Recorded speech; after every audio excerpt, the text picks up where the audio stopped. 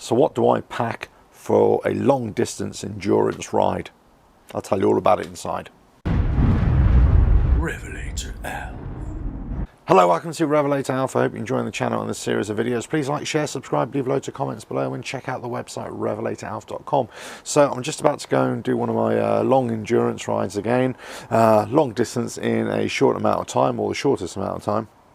So I tend to travel light, pack the essentials, but I try to think about every eventuality, every kind of weather as well. So obviously I've got the bike. I'm not too concerned about what it looks like, but I've already pre-prepared the bike in terms of checking all the oils, all the levels, all the tyre pressures, that kind of thing, and the tread depth, making sure that's okay. I've gone over my bike with anti-corrosive ACF 50 here in the UK, and it looks horrible, but I know underneath it's protected, certainly for the trip. When I get back off the trip, then I give it a good old wash and it'll all look lovely and shiny again. But for now, that's not important to me. Okay, part of the wet weather gear which I'll ride with, obviously my full textiles, which I've just waterproofed right to the back of the garage again with a bit more fabric sealer. So I do that every year. I'm going to take a rain suit as well, a one-piece rain suit. That's also got a thermal lining in it as well, so that's going to assist. And I'm also taking an extra two-piece rain suit. That's an extra, especially big size, just to go over that if I need it, because the winds are supposed to be really high, forecast high winds and really cold temperatures, especially as I go to the north of the country. So every multiple layer that I can add or take off with ease is going to be the best way to go. Okay, how have I prepared the bike? Well, actually the bike is completely standard. Haven't done anything to the bike whatsoever. There's the Harley Davidson Sport Glide here. The only thing I have done is that I've used the charging port for the motorcycle battery. I've actually made an adapter there so it can actually then be a power outlet to charge all my electrical, phone and everything. There's a video about that coming out shortly as well, but I'll show you the equipment that I've got on the bike now.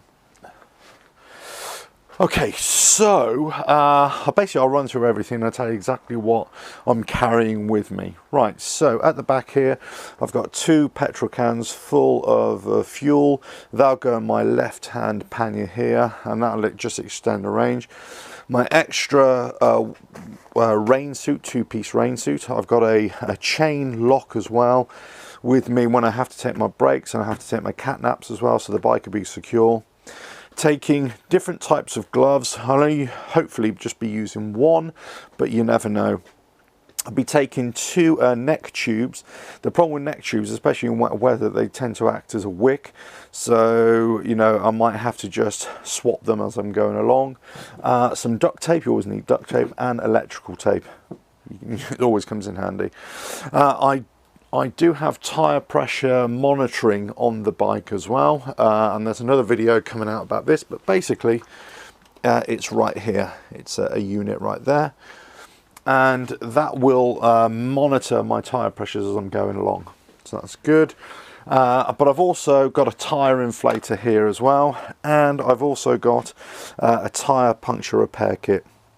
Now, I've also taken my general toolkit with me, which includes lots of cable ties, various sockets, Allen keys, spanners, that kind of thing, and obviously the puncture repair kit, and just you know, the Leatherman Gerber type thing, just a multi-purpose tool. Basically, this is the video which I made a while ago, where I went around all the bike and just tested all the bolts, all the nuts and the bolts on there, and see if I've got the right size. On here I've also got all the Torx bolts as well for anything that may need tightening up. Hopefully I won't need to use any of this at all.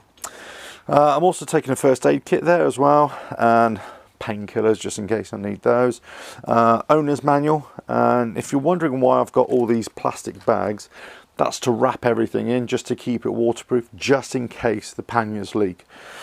Now, I'm also going to be running with a tank bag here, and again I'm going to have it all in a carrier bag inside. but I'm running sat nav off that. I'm going to have 2 spare power banks just in case I need them, and I'm also charging batteries for my cameras and all the camera batteries, GoPro and the Drifter in there, and also a torch as well. That is just in case I need to charge the batteries. I don't think I will, but just in case I do. Now, okay, so I've got this power adapter here, as you see there, and basically this is what I've taken off the charging port from the bike, and I've taken the connector and I've wired it up to a cigar lighter there, and then that will power my sat nav. It will power my phone, other sat nav as well, so as the backup as well. So multi-charging point just from the one connector, which hopefully should work as well. All that's going to be stored in the tank bag, in a carrier bag to waterproof it. And so it's ready to hand, but also it's safe and secure as well. And if I have to get off the bike and go and rest somewhere, I can disconnect it and take all this with me, so at least I know that's safe. Okay, what else really? Well, essentially this is all I'm taking. I'm taking multiple layered clothing. I'll be wearing it, very thin clothing that I can take on and off. I'll probably take an extra fleece with me as a backup, just in case I do get wet. Doesn't matter what waterproofs I wear, at some point water is going to get through, especially if it's torrential rain. But that's what I'm thinking of. Right here, basically I've got some earplugs as well for the distance, and then basically that's the reason is because it's fatigue, trying to fend off fatigue. Long distances and endurance riding, have earplugs especially, because that really helps to, you know, keep you alert. Some tissues just to wipe things down if I have to wipe my visor, and also reapply any sort of anti-fog or a rain repellent as well on the visor. So I might have to do that all the way around, because what happens is, no matter, even if you've got it on there, which I do, then, you know, after a couple of hours you have to start wiping everything, and it just wipes it all off, so you need to reapply basically. Right, well that's it basically. That's what I'm taking. So I'm taking everything that I think I'll need. Lots of contingencies there as well. Med kit, and you know, just something to keep me going as well. Obviously owner's manual, just for a quick reference. All the electrical, all the charging stuff for the cameras and everything. Everything on the bike. I've got the bar mitts on the bike as well. I've not gone for heated grips or heated gloves, because I want to keep the power demand off the bike as much as possible, and also I want to get on and off the bike easily without having me connected to the bike as well with heated gloves or heated vests or anything like that. And also I needed gloves that would last 48 hours, and obviously I'm not just going to get that, so I thought, you know, I'll just go simple with that. As I say, I do have tire pressure monitoring on it. I am taking extra fuel, but essentially this is it. It's just lay it up, keep warm, keep as dry as possible, and try and get the footage for you guys, you know, whenever I do the ride. But that's it. That's for the long distance rides. This is what I take. Very bare minimum, bare kit, just keep myself going, and hopefully I'll get into the other end in one piece. That's always a good plan. Right, that's it. Well, I hope you enjoyed that. Please like, share, subscribe, leave loads of comments below. Check out the website RevelatorAlf.com, and I'll catch you again. Ta-ra now.